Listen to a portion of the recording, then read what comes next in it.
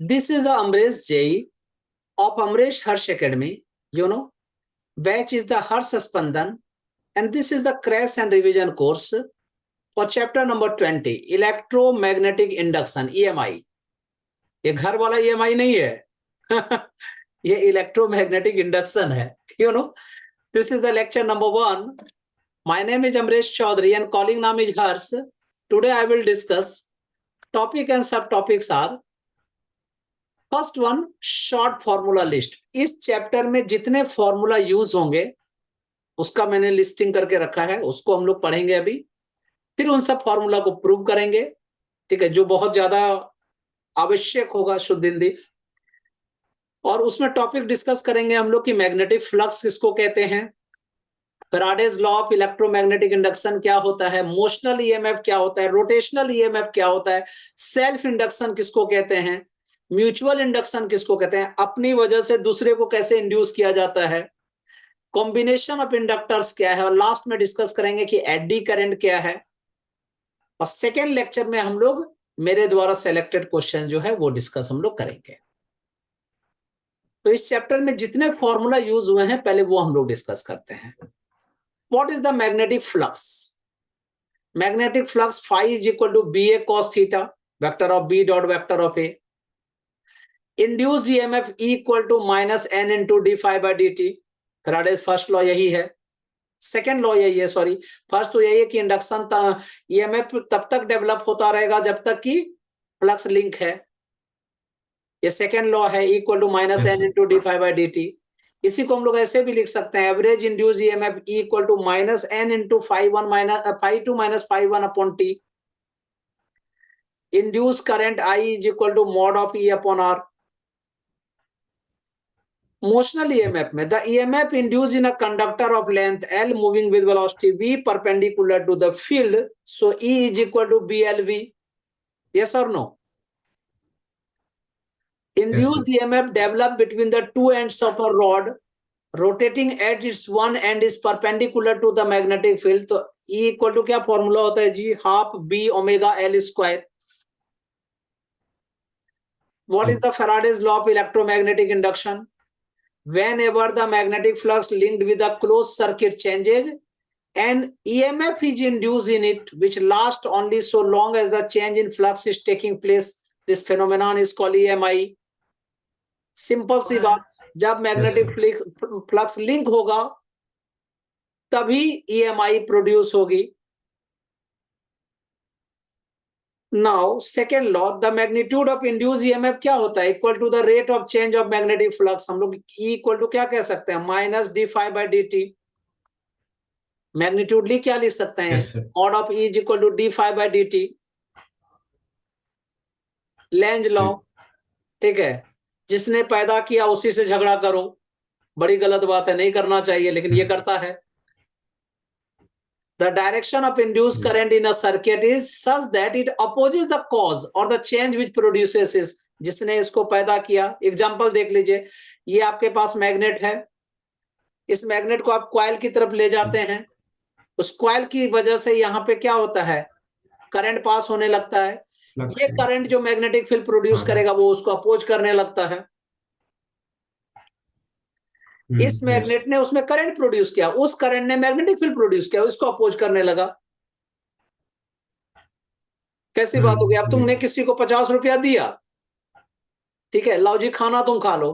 उसने खाना खाया और आके तुम्ही को डिशुम से मार दिया. बोला भाई तुमने खिलाया इसलिए डिशुम से खाओ. यही लेंज लॉ है. यहाँ भी देखिए, अगर north pole south pole magnet है, यहाँ पे देखिए, जब आप मैग्नेट को इस तरह से ले जाते हैं, कॉइल की तरफ ले जाते हैं, तो नॉर्थ पोलरिटी डेवलप होता है. जब नॉर्थ छोड़कर जाता है तो साउथ पोलरिटी होता है, या जो सबसे पहले साउथ आता है तो साउथ पोलरिटी होता है.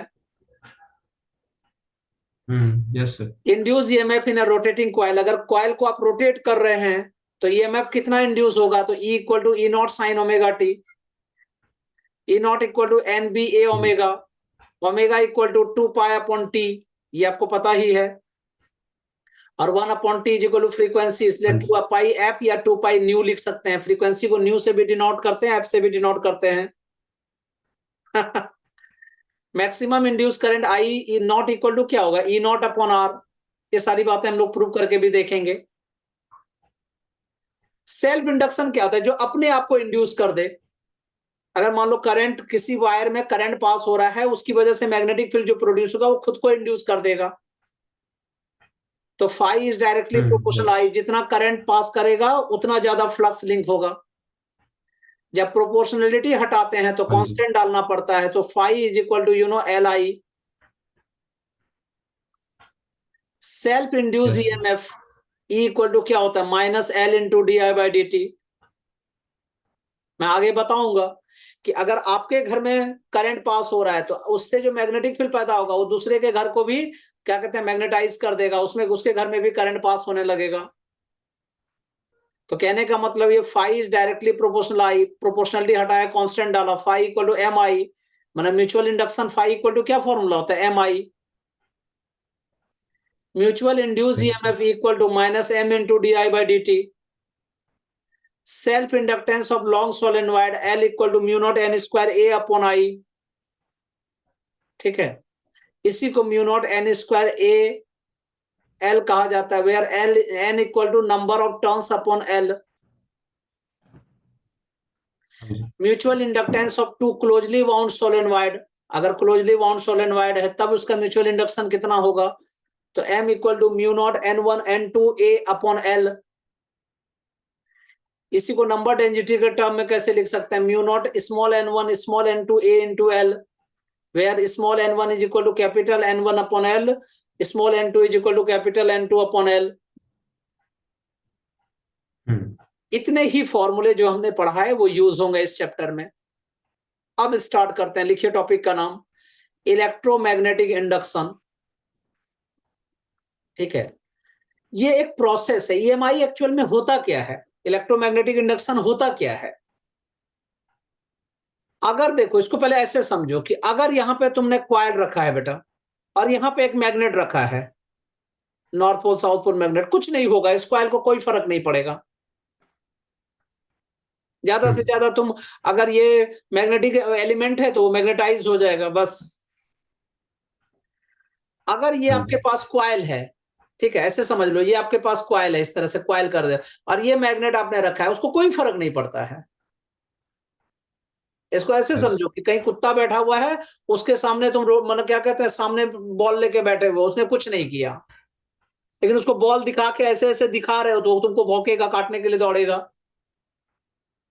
तो यहां भी वही है कि जब कॉइल रखा हुआ है, मैग्नेट को रखा है, कोई फर्क नहीं पड़ा, लेकिन मैग्नेट को जैसे आप आगे पीछे करते हैं, मूवमेंट जैसे किया, तो इसके कारण क्या हो गया कि इसके मैग्नेटिक फील्ड एक बार ज्यादा एक बार कम, एक बार ज्यादा एक बार कम, जैसे आपने क्लोज लाया ज्यादा हो गया, जैसे दूर किया कम हो गया, तो मैग्नेटिक फील्ड में डिफरेंस आ गया।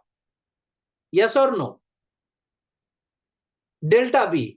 मैं बार बार बच्चों को यही कहता हूं कि यहाँ पे मैग्नेटिक फील्ड में क्या आया, डिफरेंस आ गया। इसी को लिंकिंग कहते हैं। बहुत बच्चे क्वेश्चन पूछते हैं, sir what is the flux linking. ये वर्ड जो लिखा होता है प्लस लिंक्ड, इसका मतलब क्या होता है।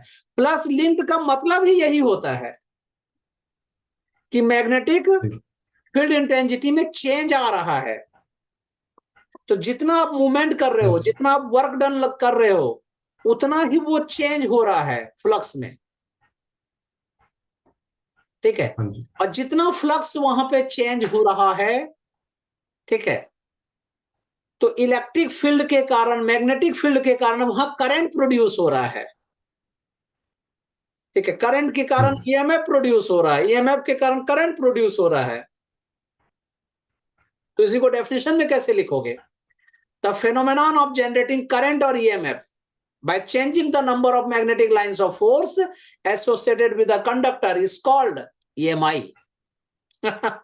yes or no? yes. तो ये EMF जो डेवलप होता है उसको इंड्यूस EMF कहते हैं। तो इसमें टच करने की जरूरत नहीं पड़ी, हमें फिजिकल टच की रिक्वायरमेंट नहीं होती है। अगर सर्किट जो है क्लोज फॉर्म में है, क्लोज सर्किट है, तो उस सर्किट में क्या होगा, करंट पास होने लगेगा इस मैग्नेटिक फील्ड की वजह से। उसी करंट को इंड्यूस करंट कहते हैं। ठीक है, इसीलिए जब भी कॉइल रहे उसके आगे पीछे मैग्नेट को नचाना नहीं चाहिए। अदरवाइज उस कॉइल में करंट डेवलप हो जाता है। जी। तो तुम कहोगे सर इसका यूज कहां होता है? ठीक है, इस ईएमआई फेनोमेनॉन का जो यूज है ये पावर जनरेटर, डायनेमो, ट्रांसफार्मर, ये सब में यही यूज होता है। ईएमआई का ही प्रिंसिपल यूज होता है। बचपन से आप पढ़ते आ रहे होंगे, dynamo is based on the EMI, electromagnetic induction, पर पता ही नहीं होता था कि होता क्या है जी। अब पता करने के लिए मैं यहां बता रहा हूं तुम्हें कि क्या करते हैं, मैग्नेट के बीच में कॉइल को नचाने लगते हैं। ठीक है, या तो तुम कॉइल के को फिक्स रख के मैग्नेट को नचाने लगो, मैग्नेट को आगे पीछे करने लगो, या मैग्नेट को फिक्स करके कॉइल को नचाने लगो। दोनों में ईएमआई प्रोड्यूस होंगे, उसमें इंड्यूस करंट डेवलप होगा। कितना इंटरेस्टिंग है। तो what is the magnetic flux? अभी जो हमने पढ़ा, मैग्नेटिक फ्लक्स बार बार बोल रहा था मैं कि वो मैग्नेटिक फ्लक्स होता क्या है।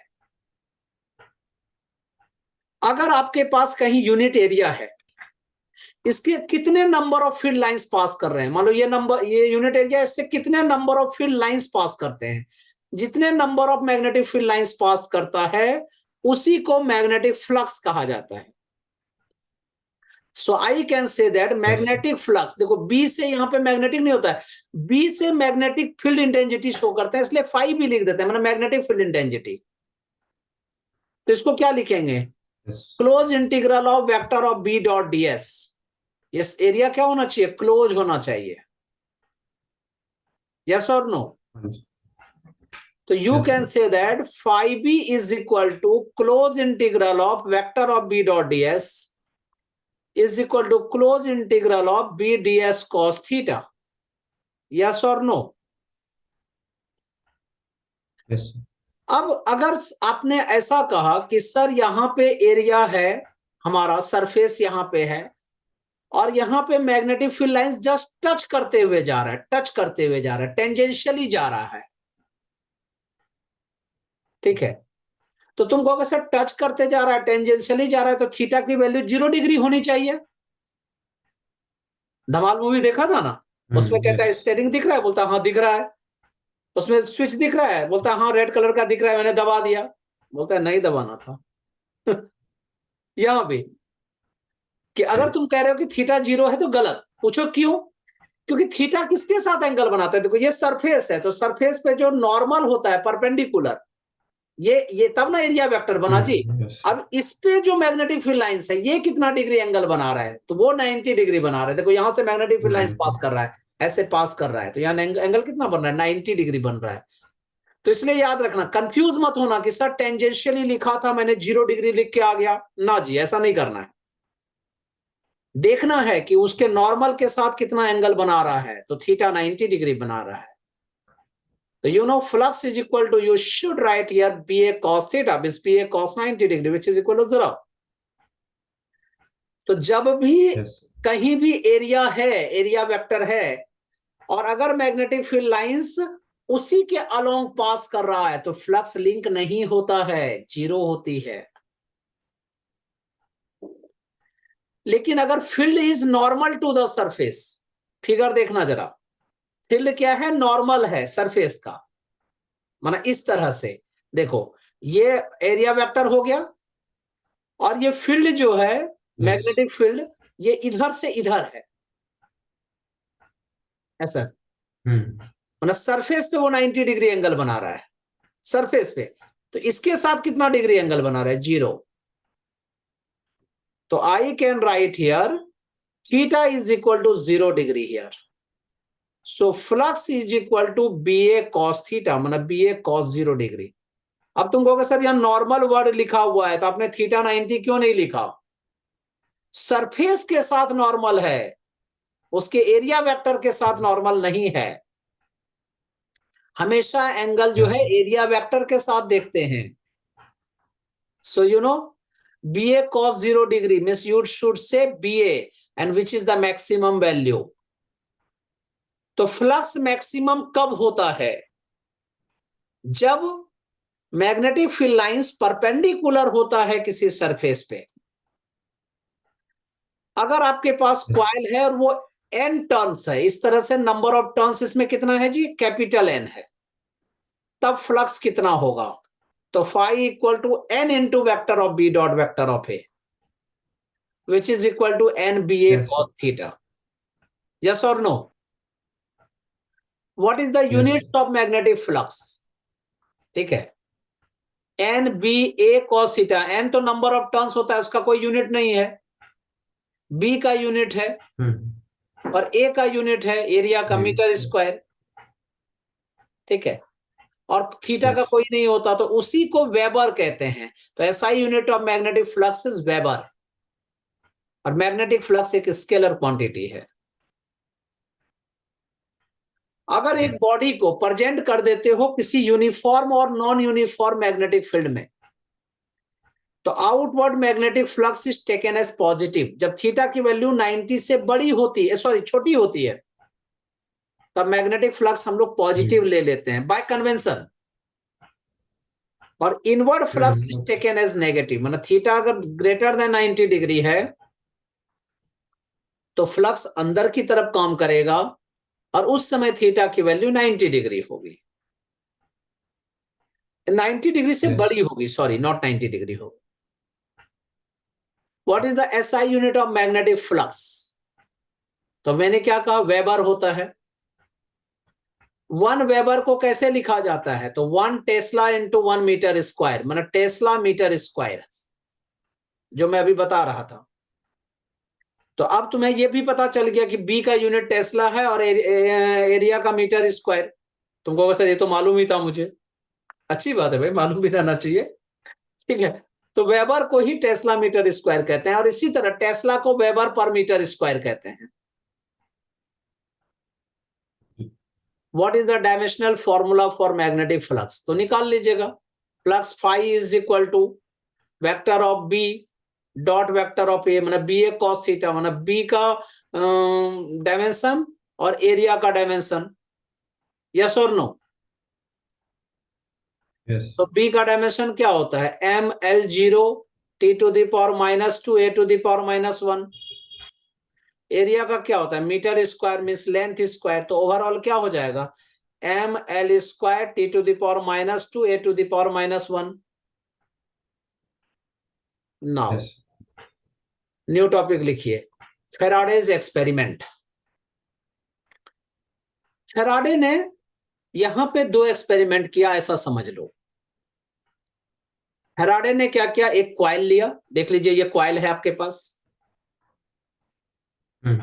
ये क्वाइल है,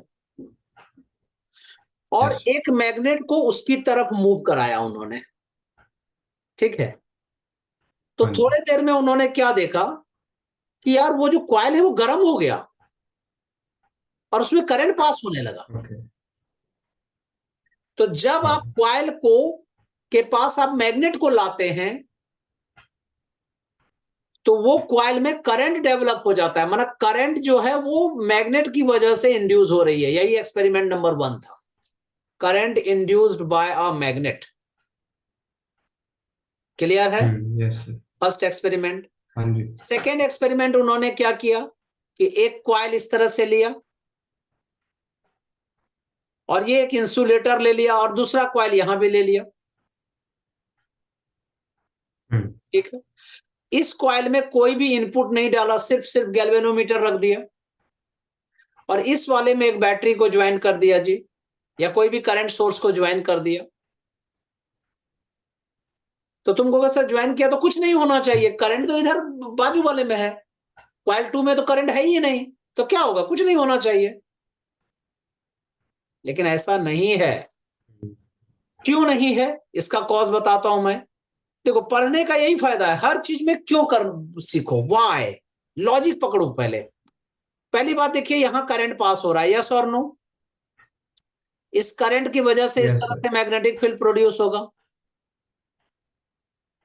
हाँ और जी। ये मैग्नेटिक फील्ड लाइंस जो है इससे इसके अंदर से पास होता हुआ जाएगा। Yes, अब sir. इस मैग्नेटिक फील्ड की वजह से यहां पे करंट पास होने लगेगा जी, क्योंकि करंट की वजह से Induced magnetic current. Field, magnetic field की वजह से करंट। तो कहने का मतलब Yes, क्या है, sir. करंट सिर्फ इसमें था और इसकी वजह से इस वाले कॉइल में करंट इंड्यूस हो गया। इसी को एक्चुअल में मैं आगे पढ़ाऊंगा, उसको म्यूचुअल इंडक्शन कहते हैं। तो कहने का मतलब yes, फैराडे ने दूसरा एक्सपेरिमेंट ये किया कि करंट जो है वो भी करंट को इंड्यूस कर सकता है। उससे पूछा गया ऐसा हुआ क्यों, तो वही जो मैंने अभी कहा, cause of EMF induced in a coil is change in the magnetic flux linked with the coil। यहां भी देखो चेंज हो रहा है, यहां भी चेंज हो रहा है, क्योंकि हर टाइम करंट पास करा रहे हो तो वैल्यू बढ़ घट रही है। यहाँ पे ज्यादा वैल्यू होगा करंट का, यहाँ कम होगा, यहाँ पे ज्यादा मैग्नेटिक फील्ड लाइंस होगा, यहाँ कम होगा, इसकी वजह से फ्लक्स लिंक कर रहा है। तो जब भी चेंज इन मैग्नेटिक फील्ड होता है तो मैग्नेटिक फ्लक्स लिंक करता है, और मैग्नेटिक फ्लक्स लिंक करता है जिसका मतलब करंट डेवलप होते हैं। क्लियर है मेरी बातें? इसी को फैराडे ने अपने एक्सपेरिमेंट में लिख दिया। उन्होंने एक्सपेरिमेंट जो किया उसको लॉ में उन्होंने बना के लिख दिया, और उसका दो लॉ था, फर्स्ट लॉ और सेकेंड लॉ। देखते हो कितना मस्त चीज बताया मैंने। फर्स्ट लॉ क्या था कि जब तक मैग्नेटिक फ्लक्स लिंक होता रहेगा तब तक उसमें करंट इंड्यूस होता रहेगा। जब तक तुम छोले भटूरे वाले को पैसे देते रहोगे तब तक तुम्हें वो छोले भटूरे सप्लाई करता रहेगा। तो whenever the magnetic flux linked with a closed circuit changes, an EMF is induced in it, which lasts only so long as the change in flux is taking place. This phenomenon is called EMI, electromagnetic induction. Yes or no? Magnetic flux को phi b से denote करते हैं, तो phi equal to integral of vector of b dot ds। तुम चाहो तो इसको close integral of b dot ds भी लिख सकते हो, कि वो एरिया जो है वो कैसा है जी, क्लोज एरिया है। सेकेंड लॉ उन्होंने प्रूव करके देखा। उन्होंने क्या देखा कि मैग्नीट्यूड ऑफ ईएमएफ जो है वो directly proportional to the rate of change of flux. इसका मतलब EMF E is directly proportional to the rate of change of flux, मतलब phi2 minus phi1 upon T. जब प्रोपोर्शनलिटी हटाएंगे कांस्टेंट डालेंगे तो k into phi2 minus phi1 upon T. Yes और no? yes, sir. इसी को हम लोग लिख सकते हैं E is equal to K into delta phi upon delta T. Clear है मेरी बातें? जी इसी को हम लोग Yes, ऐसा sir. भी लिख सकते हैं E is equal to minus D phi by D T. पूछो सर कि सर माइनस साइन क्यों आ गया यहाँ पे? यहाँ तो phi2 माइनस phi1 पॉजिटिव आना चाहिए था, यहाँ माइनस इसलिए आ गया क्योंकि phi1 बड़ा हमेशा होता है। तो कहने का मतलब क्या है, ये नेगेटिव साइन क्या करेगा, हमेशा जब बड़ा है तो वो मना करेगा भाई। तो नेगेटिव साइन अपोजेस, ठीक है, ये ईएमएफ को क्या करेगा, अपोज करेगा। तो मैं लैंग्वेज में लिख सकते हो यहां पे कि induced EMF always opposes any change in magnetic flux associated with the circuit। yes or no? तुम कहोगे सर मैग्नीट्यूडली मैं कैसे लिख सकता हूं, तो magnitudely E is equal to D phi by D T.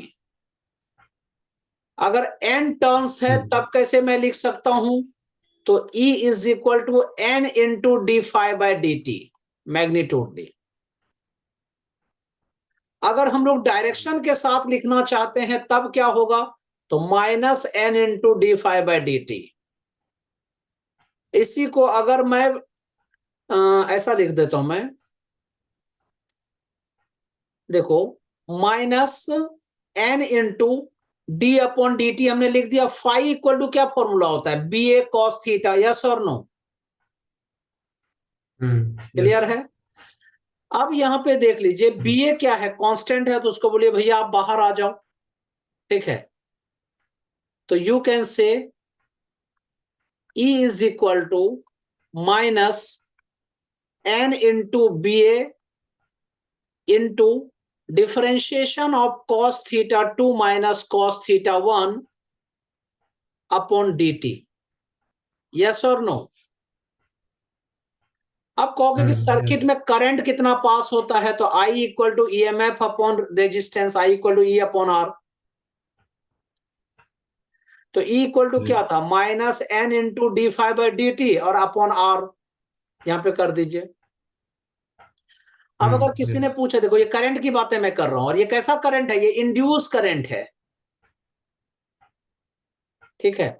अब इसी तरह किसी ने पूछा सर इंड्यूस चार्ज क्या होगा, तो I इक्वल टू क्या फॉर्मूला होता है, dq/dt, तो dq इज इक्वल टू क्या हो जाएगा, I dt, तो -N upon R into d∅, क्योंकि dt कट गया, या dt को इधर लेते आइए। अब कहोगे कि सर इंड्यूस पावर क्या होगा तो induce power is equal to E square upon R, so I can say N square upon R into d∅/dt whole square, yes और नो? ये सारी बातें मैंने यहां पे बता दी। अब लिखिए लेंज लॉ, जिसकी थाली में खाता है उसी की थाली में छेद करता है, जो कि नहीं करना चाहिए। जिसने पैदा किया उसी से अपोज करता है, जो नहीं करना चाहिए तो एक्चुअल में लेंज लॉ क्या करता है पता है, लेंज लॉ जो है डायरेक्शन ऑफ करंट इंड्यूस्ड बताता है कि इंड्यूस करंट की डायरेक्शन क्या होगी। तो लेंज ने क्या प्रूव किया था, मैंने अभी बताया था कि जब भी कॉइल में हम लोग मैग्नेट को मूव कराते हैं, ठीक है, तो क्या करता है, उस मैग्नेटिक फील्ड की वजह से उसमें जो करंट पैदा होता है, उस करंट की वजह से जो अपोजिट मैग्नेटिक फील्ड पैदा होता है उसको अपोज करने लगता है। तो इसी को लैंग्वेज में लिखा है मैंने, the induced current will appear in such a direction that it opposes the change in magnetic flux responsible for its production. अगर ये आपके पास नॉर्थ पोल मैग्नेट है या साउथ पोल मैग्नेट है, ये कॉइल आपके पास है, आपने इधर से इधर मैग्नेट को मूव कराया, तो देखो करंट पास होने लगा। अब इस करंट की वजह से जो मैग्नेटिक फील्ड होगा वो अपोजिट डायरेक्शन में होगा, वो इसको अपोज कर रहा है, बस दैट्स इट। यस। तो Lenz law is in accordance with the law of conservation of energy. तुम कहोगे सर इसका मतलब जब अपोज कर रहा है तो एनर्जी कंजर्व तो नहीं होना चाहिए, पर आंसर है होता है जी। क्यों? क्योंकि जितना मूवमेंट करोगे तुम, जितना तुम अपना फोर्स लगाओगे, तुम अपनी एनर्जी खर्च करोगे, स्पेंड करोगे, उतनी एनर्जी को ही वो, ठीक है, अपोज करेगा, मतलब वो भी अपोजिट डायरेक्शन में उतनी ही एनर्जी लगाएगा। तो ये कंजर्वेशन ऑफ एनर्जी पे बहुत इंटरेस्टिंग लाइन है, लिख लीजिएगा कि लेंज लॉ जो है किस पे अप्लाई होता है, law of conservation of energy को फॉलो करता है। अब तुमने कहा कि सर इंड्यूस करंट की डायरेक्शन हमें मिलता है, ठीक है, या इंड्यूस ईएमएफ की डायरेक्शन मिलता है, वो तो फ्लेमिंग राइट हैंड रूल से भी मिलता है, बचपन क्लास में आपने पढ़ा होगा। हाँ, तो देखिए सबसे पहले इस तरह से राइट हैंड लो और 3 फिंगर लीजिए इस तरह से, और तीनों को एक दूसरे से परपेंडिकुलर कर दो। देखो ये और इसके बीच 90 डिग्री, इसके और इसके बीच 90, इसके और इसके बीच 90, ऐसा बन रहा है, देख लीजिए। और इसको ऐसे बोलो, याद रखने का तरीका, इसको बोलो भैया तुम फादर हो, तुम मदर हो, और मैं चाइल्ड हूं, ठीक है। घर में बूढ़े ज्यादा हो गए फादर जी, उनसे थोड़े कम मदर जी, और बच्चा सबसे बड़ा होता है, ज्यादा नौटंकीबाज वही होता है, ऐसे याद रखना है, फादर मदर चाइल्ड, ठीक है। अब फादर मदर चाइल्ड यहां पे है, तो देखो फादर क्या शो करता है, मोशन शो करता है, मदर मैग्नेटिक फील्ड, और चाइल्ड करंट। तो you know the direction of induce current given by Lenz law and Fleming's right hand rule, और क्या है, फादर मदर चाइल्ड। मोशन है अगर चार्ज का, देखो ये मोशन है, ये फील्ड है, ये करंट, तो करंट ये शो कर रहा है, मतलब मिडिल फिंगर जो है वो करंट शो करता है, इंड्यूस करंट। ये मैग्नेटिक फील्ड ये करता है, तो ये क्या करता है, मोशन का मतलब यहाँ पे क्या हुआ बताओ। उसका मूवमेंट मतलब जिस भी हाँ, ये मतलब वेलोसिटी जिस भी जो है, डायरेक्शन जिस में वो जिस मूव डायरेक्शन में करेगा। आप वेलोसिटी कर रहे हैं उसकी बात होती है। तो इसी को मैंने डिटेल में यस। लिखा है, एक टॉपिक का नाम है various methods of producing induce EMF. आप इंड्यूस ईएमएफ को कितने मेथड से प्रोड्यूस कर सकते हैं, कहता है बहुत सारे मेथड से कर सकते हैं जी। बोलता है बताइए कौन कौन मेथड है। तो उस फॉर्मूले में ही छुपा हुआ है। पूछो कैसे। Phi equal to B A cos theta होता है ना। तो यस। मैग्नेटिक फ्लक्स किस किस पे डिपेंड करेगा, बी पे, ए पे और थीटा पे। तो वही मैंने लिखा है, magnetic flux can be change by changing the B, A और थीटा। There are three हाँ जी। methods of producing the induced EMF. First number, by changing the magnitude of magnetic field. Second number, by changing the area. Third number, by changing angle theta between the direction of B and normal to the surface area. Clear है। हाँ जी। Yes sir. तो अब जब अभी हमने सीखा कि B को चेंज करने पर, A को चेंज करने पर, थीटा को चेंज करने पर हमें इंड्यूस ईएमएफ को डेवलप करने का मौका मिलता है। तो कहने का मतलब हाँ जी।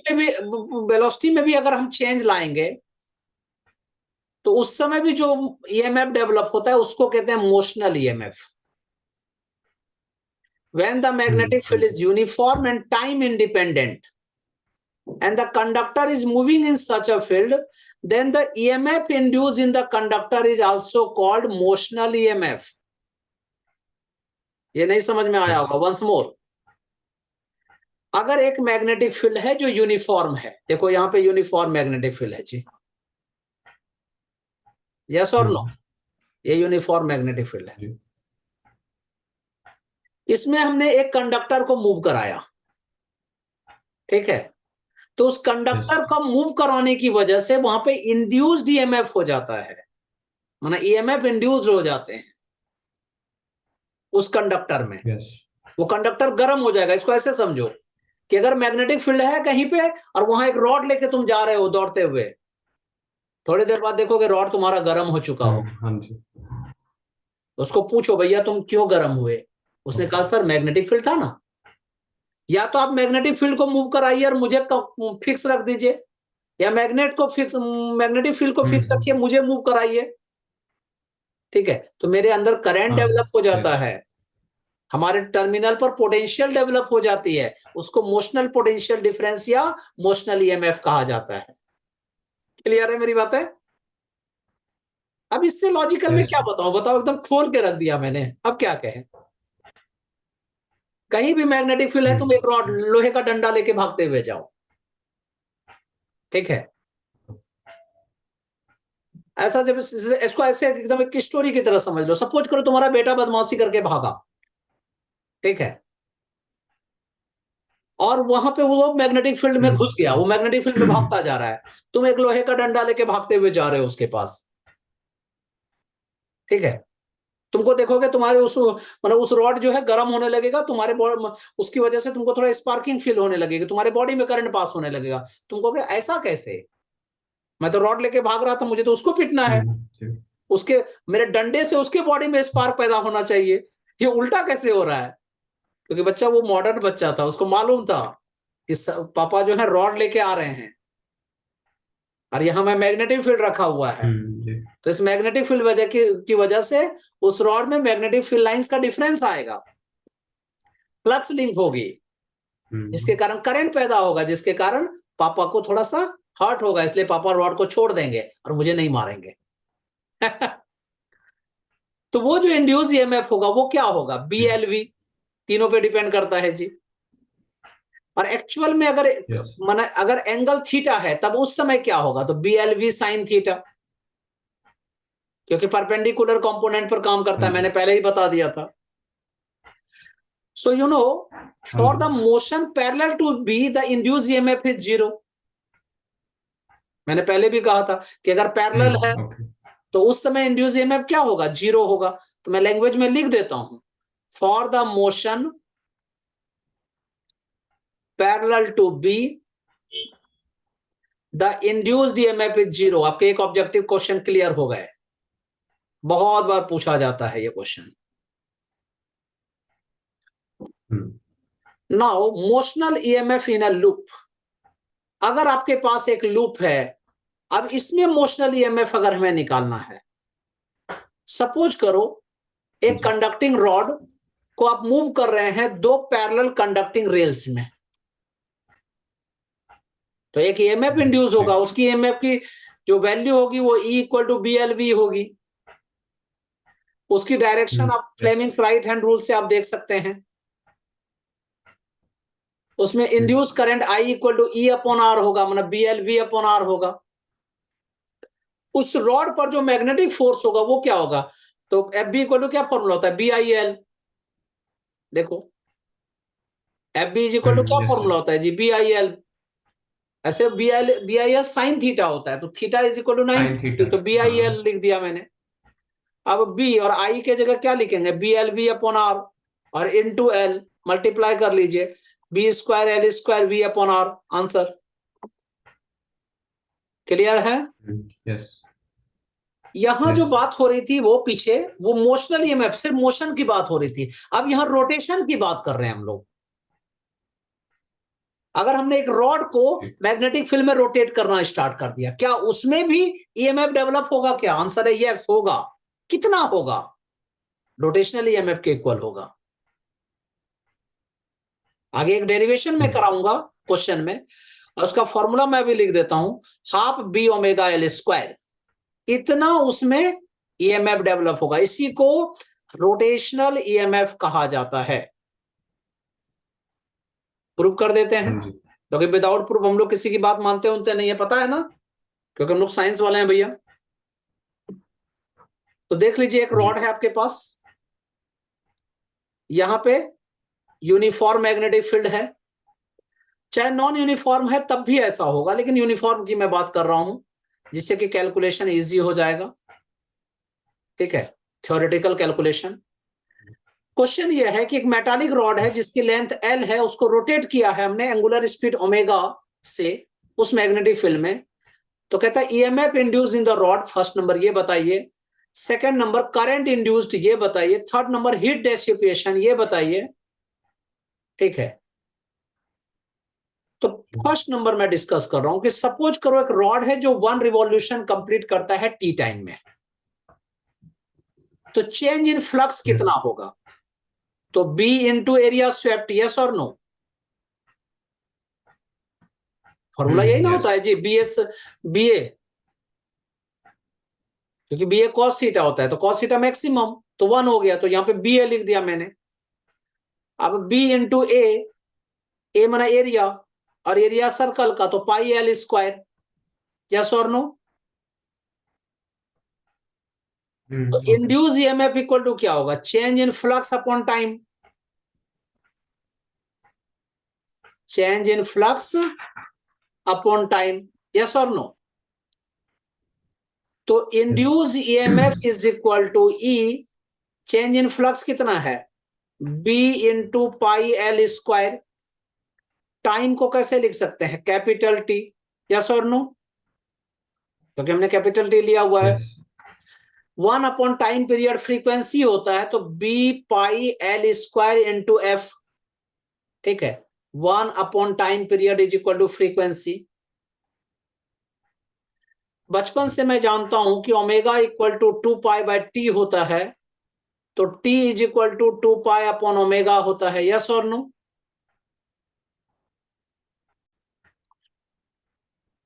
तो अब देखिए, time period is equal to 2 pi upon omega, ठीक है, रेसिप्रोकल कर दो, 1 अपॉन time period is equal to omega upon 2 pi. 1 upon time period is called frequency, so you can say frequency is equal to omega upon 2 pi। अब उस फॉर्मूले में substitute कर दीजिए, फर्स्ट वाला ये इक्वेशन नंबर फर्स्ट में सब्स्टिट्यूट कर दिया, तो EMF E is equal to B pi L square, you know, B pi L square into F means omega upon 2 pi। Pi pi cut, Answer is here half B omega L square. So you can say that EMF is equal to half B omega L square. Clear? Yes, Next, sir. second number कह रहा है current induce बताइए मुझे. What is the current induce? So current induce I is equal to E upon R. So half B omega L square upon R answer. Third number heat dissipation कितना होगा इसमें, ठीक है, तो heat dissipation is equal to, heat का क्या formula होता था, Q E square T upon R, तो स्क्वायर, तो इसका स्क्वायर कर दीजिए, तो 1/2 square become 1/4 B square L to the power 4, just a minute, B square L to the power 4 omega square into T upon R answer. Clear है? Yes sir. Next, what is the self induction? नाम से ही पता चल रहा है वो खुद को इंड्यूस करता है. अगर एक वायर में करंट पास हो रहा है, मान लो ये एक वायर है, कॉइल है, देख लीजिए वायर है, कॉइल है, इसमें करंट पास हो रहा है, ठीक है, तो अगर ये करंट पास हो रहा है तो वहां पे जानते हो इंड्यूस ईएमएफ भी सेटअप होगा. कैसे? An induced EMF is set up in a coil or a circuit whenever the current passing through it changes. जब जब आप करंट की वैल्यू को चेंज करेंगे तब तक मैग्नेटिक फील्ड में चेंज आएगा, तब तक करंट मतलब क्या कहते हैं ईएमएफ डेवलप होगा, फ्लक्स लिंक होगा तो इंड्यूस ईएमएफ डेवलप होगा. तो अगर सपोज कीजिए इधर से आपने करंट पास करा रहे हो, इंड्यूस करंट इधर से पास करा रहे हैं, ठीक है, अगर आपने करंट को ब्रेक कर दिया है तो करंट को अगर आप ब्रेक कर रहे हो, बार बार ऑन ऑफ कर रहे हो, इसका तुम कहोगे सर घर का एग्जांपल दीजिए. आपके घर में स्विच होगा, उसको अभी तक आपने कम से कम 500 बार ऑन ऑफ जरूर किया होगा अभी तक.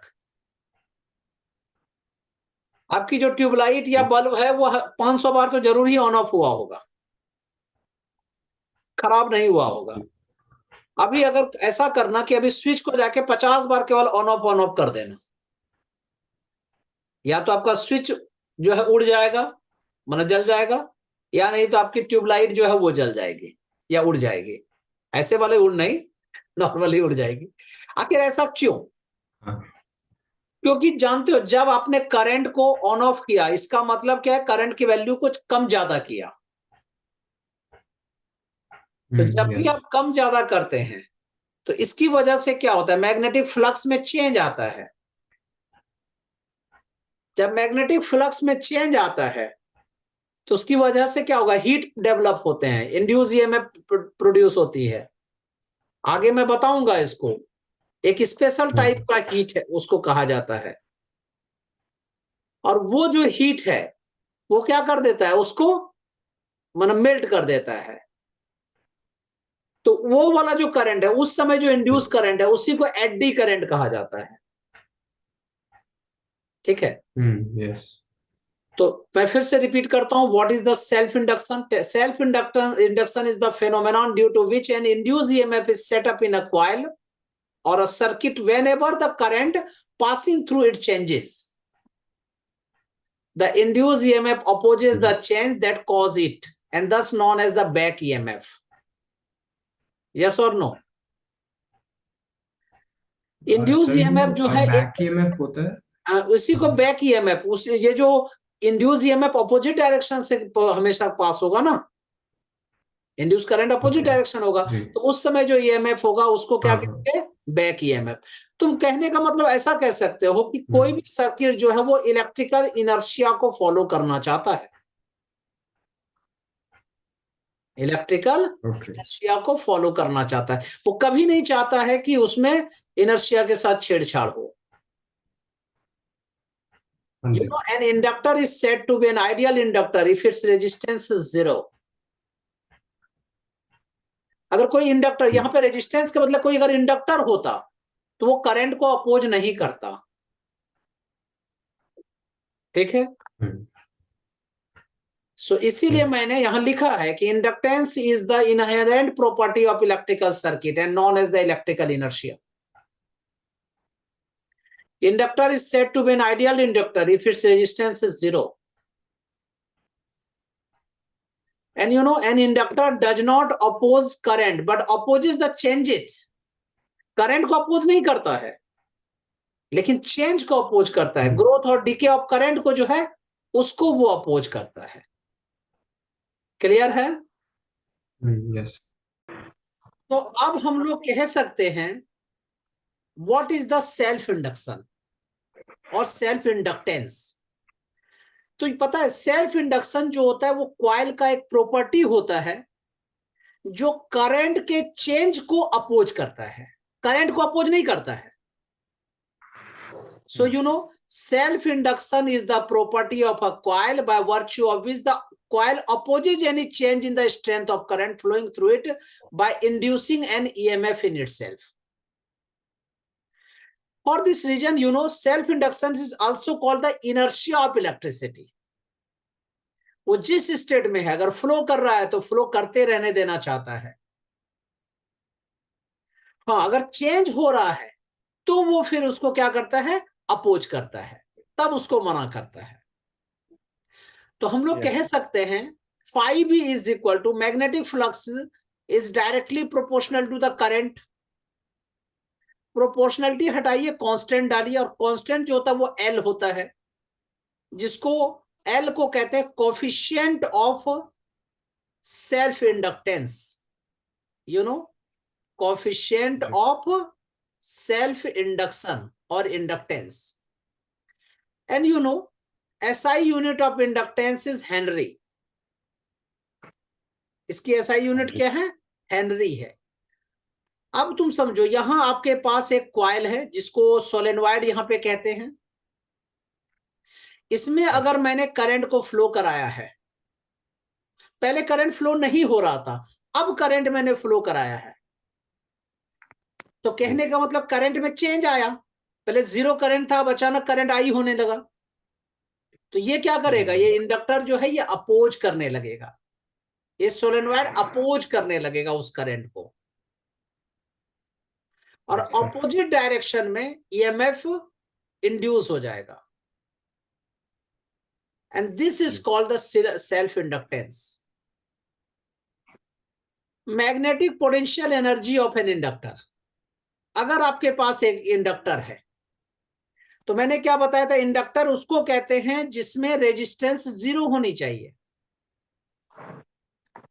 तो एक इंडक्टर में कितना पोटेंशियल एनर्जी स्टोर हो सकता है, मैग्नेटिक पोटेंशियल एनर्जी स्टोर हो सकता है. You know, in building a steady current in an electric circuit, some work is done by the EMF of the source, again the self inductance. इसका एक derivation मैंने कराया था, work done W is equal to I half LI square. और यही work done जो है store हो जाता है मैग्नेटिक पोटेंशियल एनर्जी के फॉर्म में. इसलिए हम लोग कह सकते हैं U is equal to half LI square. Yes और नो? सर तो ये जो वर्क है वो सेल्फ इंडक्टेंस के अगेंस्ट हो रहा है. सेल्फ इंडक्टेंस के अगेंस्ट है, ठीक है. अच्छा, अब तुम कहोगे सर इंड्यूस ईएमएफ कितना था, तो induce EMF equal to minus n into D phi by B D T. Yes और no? Yes sir. So minus n into differentiation of Li. So L is constant, I can write here minus L into D I by D T. तो इतना EMF वहां पे induce होगा. तो मैं फिर से पूछता हूं, what is the work done? You know, half LI square. This work done in stored as the form of magnetic potential energy, which is U, and you know this is the half LI square. EMF is equal to minus N into L into di upon dt. And again, you know, SI unit of SI unit of phi is equal to, you know, flux का जो unit है आराम से निकाल लीजिएगा आप. SI unit of inductance is Henry. तो कुछ फॉर्मूला मैं बताता हूं जो प्रूव करके मैंने रखा हुआ था कि अगर सर्कुलर क्वाइल है जिसकी रेडियस r है और n टर्न्स हैं, तब सेल्फ इंडक्टेंस कितना होगा। तो लिख लीजिए, this is very very important, ये फॉर्मूला यूज होगा। ठीक है, प्रूव तो मैंने मेन क्लासेस में कराया ही है आप लोगों को।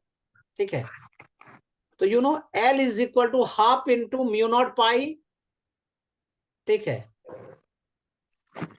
n square into n into R. तुम कहोगे सर ये n square into n into R ये क्या है?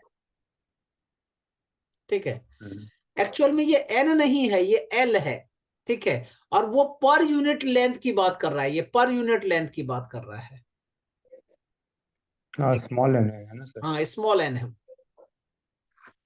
For a solenoid coil having the length L, total number of turns n and cross sectional area is L, then you know L is equal to mu naught n square A upon I. So you know अब n is equal to क्या होता है? Number of turns upon length. Sorry, ये मैंने I बोल दिया ना, ये L है एक्चुअल में। इसी को हम लोग कैसे लिख सकते हैं? Mu naught small n square into A into L। ये सब सारी बातें सोलेनॉइड के लिए हो रही है।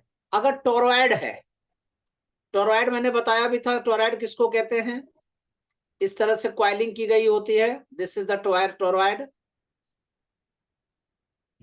तो टोरॉइड की रेडियस अगर r है, नंबर ऑफ टर्न्स n है, then L equal to half mu naught n square into r। You know, for a square coil of side A and number of turns are n, एक numerical मैंने इस basis पे कराया था और उसका result आता था L equal to 2√2 upon pi mu naught n square into A। इतने सारे फॉर्मूले हो सकता है आपको याद ना रहे। ठीक है, तो सिंपल चीज बताता हूं मैं, EMF is equal to minus n into D phi upon D T, ये याद रखना है। Phi is equal to LI, substitute कर दोगे, अपने आप सारे फॉर्मूले बनते जाएंगे according to the shape. Okay, new topic लिखिए, म्यूचुअल इंडक्शन। अगर तुम अपने घर में आग लगाओगे तो वो आग पड़ोसी के घर के साइड में जा सकता है। अपने घर में शोर मचाओगे तो पड़ोसी तो है वो तुमसे हल्ला करने आएगा, क्योंकि उसके घर में भी वो शोर पहुंच जाएगा भाई। कहने का मतलब क्या है कि अगर सपोज कीजिए ये आपके पास एक कॉइल है जिसमें करंट आपने पास करा दिया है,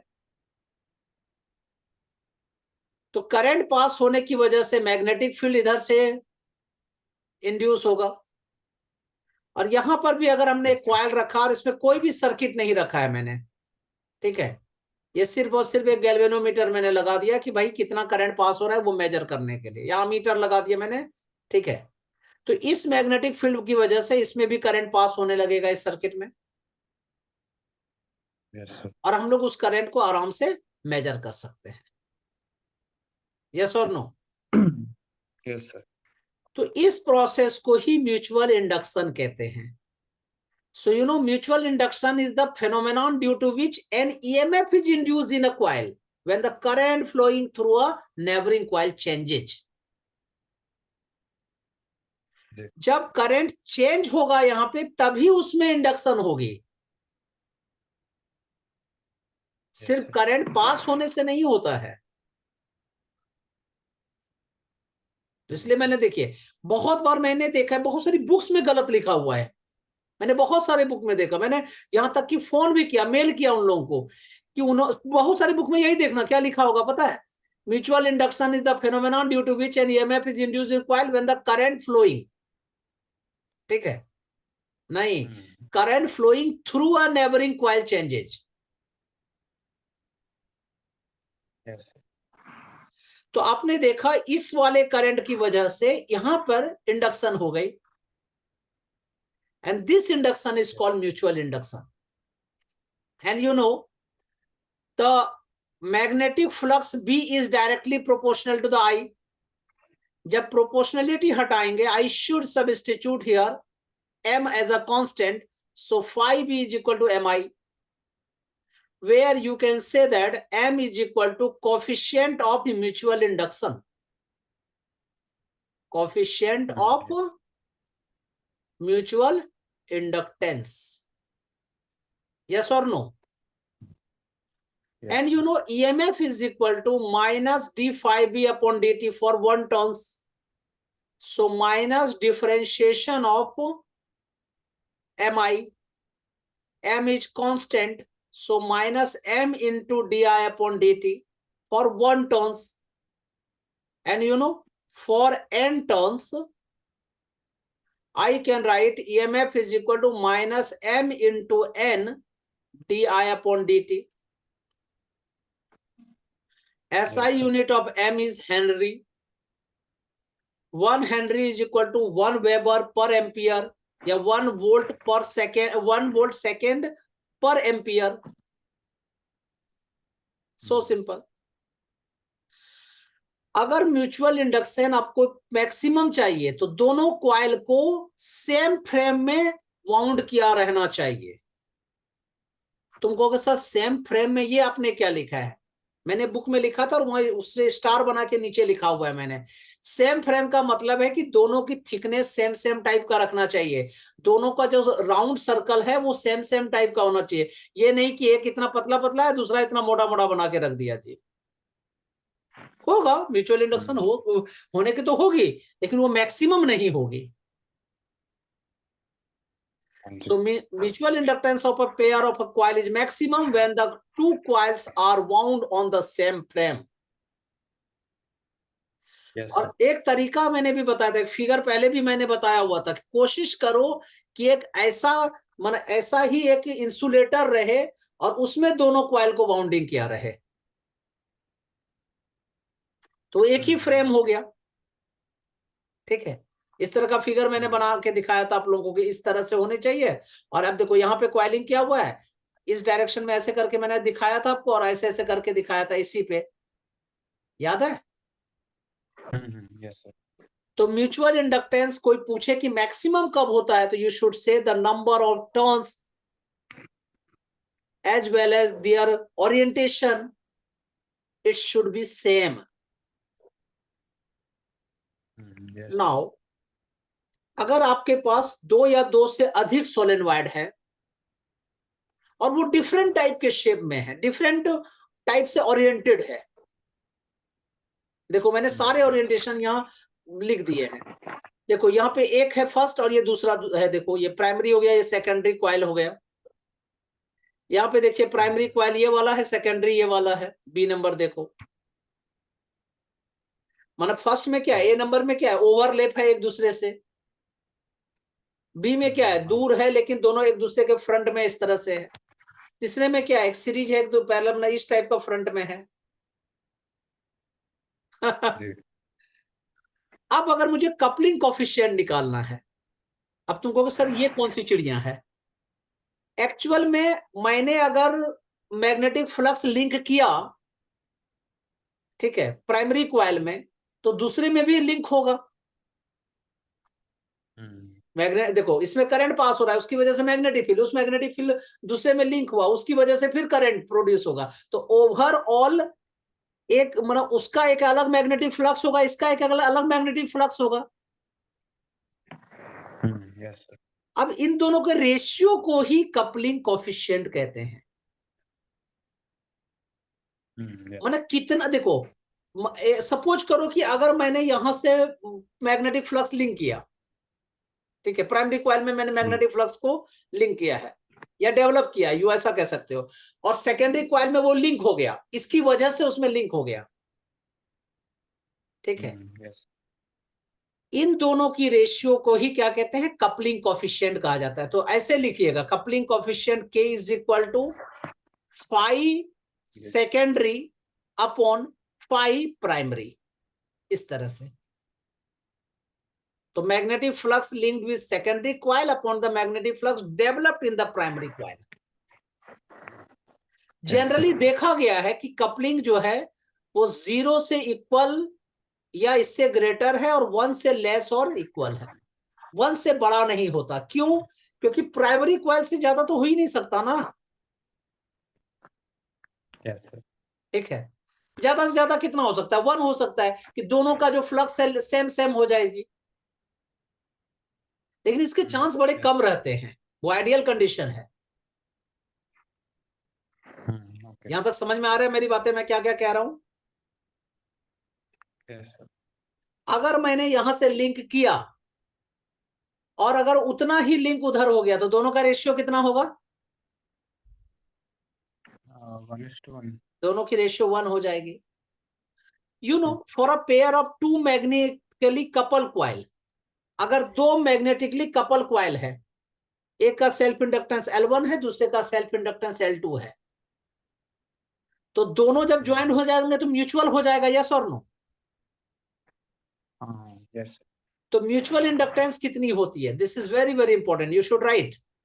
mutual inductance M is less than equal to √L1 into L2। इसी को ही हम लोग ऐसे भी कह सकते हैं, M12 is equal to M21 which is equal to M which is equal to K into √L1 into L2 where K is the coupling coefficients। Clear है? हाँ जी। Yes sir. Formula for mutual inductance, जिस तरह से हम लोग वहां पे सेल्फ इंडक्टेंस के लिए कर रहे थे, उसी में यहाँ नंबर ऑफ टर्न्स बढ़ाते जाइए, नंबर ऑफ N1 N2 करते जाओगे, देखना सेम फॉर्मूला आता चला जाएगा। सपोज करो कपलिंग कोएफिशिएंट अगर 1 है तो medium to be a free space और एयर। अगर 2 कॉन्सेंट्रिक क्वाइल्स हैं, दोनों क्वाइल कैसे हैं? अगर कॉन्सेंट्रिक है तब M इक्वल टू क्या होगा? तो μ0 N1 N2 into pi R1 square upon 2R, मतलब इनर वाले का रेडियस, फर्स्ट वाले का रेडियस। तो R equal to radius of the coil of a small radius and capital R is the radius of the coil of larger radius. So you should write capital M is equal to μ0 N1 N2 into pi R1 square upon 2R। अगर 2 solenoid है और इन दोनों solenoid को आपने wound करके रखा है, मतलब एक दूसरे के ऊपर चढ़ा के रखा है, 1 ओवर द अदर, तब M इक्वल टू क्या लिखोगे? μ0 N1 N2 A upon L, μ0 small n1 small n2 into A into L, क्योंकि स्मॉल n1 क्या होता है? नंबर डेंसिटी होती है, n1 upon L, n2 is equal to capital N2 upon L। Yes sir. For a pair of concentric coplanar square coils, देखो इस तरह से है, कोप्लेनर एक ही प्लेन में है और कॉन्सेंट्रिक है, ये दोनों स्क्वायर क्वाइल्स, तब इसकी म्यूचुअल इंडक्टेंस कितनी होगी? तो जो पहले की तरह था यहां भी उसी तरह, 2√2 μ0 N1 N2 A square upon pi B into μ0 N square A। A is the side of a small coil, B is the side of the larger coil, and when 2 coils are mutually coupled, then according to the theorem of reciprocity, M12 is equal to M21 which is equal to μ0 N1 N2 pi R1 square into L। Yes. New topic लिखिए, combination of inductors. 2 coil है, इसका self inductance L1 है, दूसरे वाले का L2 है। इस दोनों को अगर मैंने सीरीज में ज्वाइन कर दिया, इसको सीरीज कहते हैं। इस तरह अगर क्वाइल को आपने ज्वाइन किया इस तरह से, ठीक है, तो इसको सीरीज कहते हैं। तो सीरीज में जो इक्विवेलेंट इंडक्टेंस होगी वो क्या होगा? L1 plus L2। अगर आपने 2 क्वाइल को प्लेस कर दिया है क्लोज, एक दूसरे से काफी क्लोज प्लेस कर दिया है, ठीक है, इस तरह से काफी क्लोज प्लेस कर दिया है, then you know mutually affect each other, then equivalent inductance LS is equal to L1 plus L2 plus minus 2M। This is very very important formula, you know। अगर 2 सेल्फ इंडक्टेंस है, दोनों को हमने parallel जो है coiling की हुई है, पैरेलल हमने ज्वाइन करके रखा है, then equivalent inductance 1 upon LP is equal to 1 upon L1 plus 1 upon L2। Solve कर लीजिए, LP is equal to L1 L2 upon L1 plus L2. Yes or no? Yes, sir. New topic. This is very very easy topic. लिखिए AD currents. ठीक है, अगर कुछ आपको बोला जाए कि एक मोटी शीट है, ठीक है, मोटी सॉलिड शीट है या मोटी सॉलिड वायर्स हैं जो एकदम हार्ड सॉलिड है, इसमें से करंट पास कराना ज्यादा अच्छा रहेगा कि इसी वायर इसी का पतली पतली शीट बनाकर इसमें करंट पास कराना ज्यादा अच्छा रहेगा? तो आंसर है कि थिन शीट्स में करंट पास कराना चाहिए। क्यों? क्योंकि अगर आप मोटी शीट्स में करंट पास कराएंगे, ठीक है, तो इसमें जो इंडक्शन होगा इसकी वजह से ये हीटअप हो जाएंगे। ये क्या हो जाता है? हीटअप हो जाता है। एक अच्छा तरीका बताता हूं। घर में तुम देखना, ट्यूबलाइट अगर जल रही है, स्विच को आप आराम से एक बार ऑन एक बार ऑफ कर देते हो, कोई दिक्कत नहीं, आपकी आराम से ट्यूबलाइट चलती रहती है, कोई दिक्कत नहीं है। अगर स्विच को आप 50 बार ऑन ऑफ कर लो तो क्या होगा पता है? आपकी स्विच जल जाएगी या आपका बल्ब फ्यूज हो जाएगा, ट्यूबलाइट फ्यूज हो जाएगा। ऐसा क्यों हुआ? सेम करंट ही तो आ रहा था, मैंने सिर्फ ऑन ऑफ किया, और क्या फर्क पड़ा? आपने जो ऑन ऑफ किया उसकी वजह से करंट में चेंज आया, मैग्नेटिक फ्लक्स लिंक हो गया, जिसकी वजह से ह्यूज अमाउंट वहां पे हीट प्रोड्यूस हुआ, और उस हीट ने या तो आपके कॉइल को माने पूरे वायर को जला देगा, या स्विच को जला देगा, या ट्यूबलाइट को जला देगा। मम्मी पापा जो कहते हैं कि बार बार ऑन ऑफ नहीं करो, वो अनजाने में यही बोल रहे होते हैं कि भैया वहां मैग्नेटिक फ्लक्स लिंक हो जाएगा। तो current induced in the body of bulk of the conductors due to change in magnetic flux linked to them are called the eddy currents. कभी भी एडी मतलब कोई भी करंट को अगर पास कराना है तो पूरे मोटे कॉइल से पास मत कर, मतलब मोटे शीट से पास नहीं कराइए। कॉइल बोलना थोड़ा ठीक नहीं रहेगा, क्योंकि इससे क्या होगा, ह्यूज अमाउंट में हीट के फॉर्म में एनर्जी रिवील होने लगती है। आपने देखा होगा ट्रांसफार्मर में जो है इस तरह से पतली पतली पतली पतली इस तरह से शीट बनाई जाती है, इस तरह से बनाई जाती है, आपने देखा होगा इस तरह से। क्यों भाई? डायरेक्ट एक मोटा सा लोहे का शीट बना के दे दो उस ट्रांसफार्मर का। क्यों नहीं करते हैं? क्योंकि अगर एक मोटा शीट हम दे देंगे, उसमें बल्क ऑफ कंडक्टर डाल देंगे, और उसमें जब करंट पास कराएंगे तो उसे करंट को ज्यादा स्ट्रगल करना पड़ेगा, ज्यादा हीटअप हो जाएगी, जिसके कारण बहुत बार जो ट्रांसफार्मर जलता है, जल जो जाता है, बर्न हो जाता है, उसका एक मेन कॉज होता है ये एडी करंट। क्योंकि घर में हम लोग बहुत सारे घर में ऑन ऑफ कर रहे होते हैं, ये सारा लोड कहां होता है? ट्रांसफार्मर पे पड़ रहा होता है, क्योंकि और ट्रांसफार्मर हमारा जल जाता है। So the production of eddy current in a metallic conductor leads to a loss of electric energy in form of heat energy. तुम कहोगे सर इसका मतलब है कि एडी करंट्स का लॉस ही लॉस है? नहीं, कुछ इसके एप्लीकेशंस भी हैं बेटा, बहुत फायदा भी है। एक सबसे अच्छा एग्जांपल बताता हूं। घर में जो आप वो क्या कहते हैं, बाइक में जो स्टार्ट करते हो स्टार्टर, उसमें एडी करंट यूज होता है, इसीलिए तुरंत गर्म हो जाता है और हमारा तुरंत सर्किट जो है मोटर स्टार्ट हो जाती है, इंजन स्टार्ट हो जाती है। इसी तरह application of eddy currents are in electromagnetic damping. ठीक है, इलेक्ट्रोमैग्नेटिक डैम्पिंग, करंट पास कराया, मैग्नेटिक फील्ड प्रोड्यूस हुआ, इलेक्ट्रिक फील्ड प्रोड्यूस होने लगा, उसी को इलेक्ट्रोमैग्नेटिक डैम्पिंग कहते हैं। करंट की वैल्यू फ्लक्चुएट करने लगती है, क्योंकि बहुत सारे ऐसे सर्किट में हमें फ्लक्चुएटिंग करंट की रिक्वायरमेंट होती है। This is the example of the electromagnetic damping, and this is used in the designing deadbeat galvanometer. Induction furnace में एडी करंट का ही यूज किया जाता है। अगर कोई पूछे कि इंडक्शन फर्नेस जो होता है, देखा होगा अपने इंडक्शन चूल्हा जो घर में देखते होगे, उसमें देखते होगे सर कहीं कुछ दिख तो नहीं रहा है, छूते हैं तो तब गर्म लगता है सिर्फ, ऐसा कैसे? जैसे करंट आपने पास कराया तो क्या करते हैं, इंडक्शन फर्नेस के अंदर एक स्पेशल स्टार्टर होता है जो अपने आप करंट को ना on off on off on off on off करता रहता है। और वो इतने yes, मैंने क्या कहते हैं, इतने स्पेशल वैल्यू से करता है जिसके कारण कि बाहर की सर्किट पे कोई इंपैक्ट नहीं पड़ता है। ठीक है, अदरवाइज ऑन ऑफ किया पूरा सर्किट ही उड़ा देगा वो। yes, तो अब इसमें क्या हुआ कि जैसे ही वो ऑन ऑफ किया तो जिसके कारण क्या हो गया, वहां पे एडी करंट प्रोड्यूस हुआ, और ये एडी करंट की वजह से ही इंडक्शन फर्नेस में हमें खाना गर्म कर पाते हैं हम लोग। अब yes, जब जब इंडक्शन फर्नेस देखोगे तुम्हारे दिमाग में आएगा कि एडी करंट, जब जब ट्रांसफार्मर देखोगे तो तुम्हारे दिमाग में आएगा कि वहां पे एडी करंट जो है यूज हो रहा है। इसी तरह से इलेक्ट्रोमैग्नेटिक ब्रेक्स आपने देखा होगा, मेट्रो वगैरह को तुरंत 2 मिनट के अंदर रोक दिया जाता है। कैसे रुक जाता है इतना जल्दी?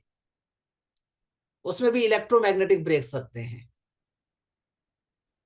क्या हुआ yes, उसमें, जैसे ही करंट जो एडी करंट हमने डाला, वो इलेक्ट्रिक फील्ड और मैग्नेटिक फील्ड दोनों के इंपैक्ट से वो गाड़ी को रोक दिया जाता है, उस इंजन को रोक दिया जाता है। सिमिलरली yes, इंडक्शन मोटर, ठीक है, आपने सुना होगा 3 इडियट मूवी में कहते हैं हाउ इंडक्शन मोटर स्टार्ट कैसे होता है, तो करता फुर्र करता है ना। उसको ये बताना yes, चाहिए इंडक्शन मोटर एडी करंट की वजह से प्रोड्यूस होता है, स्टार्ट होता है। अब एक सबसे okay, अच्छा चीज बता रहा हूं, speedometer of the automobile, energy meter, घर में जो हम लोग एनर्जी मीटर लगा के रखे हैं, yes, ठीक है, ये सब जगह एडी करंट्स ही अप्लाई होता है।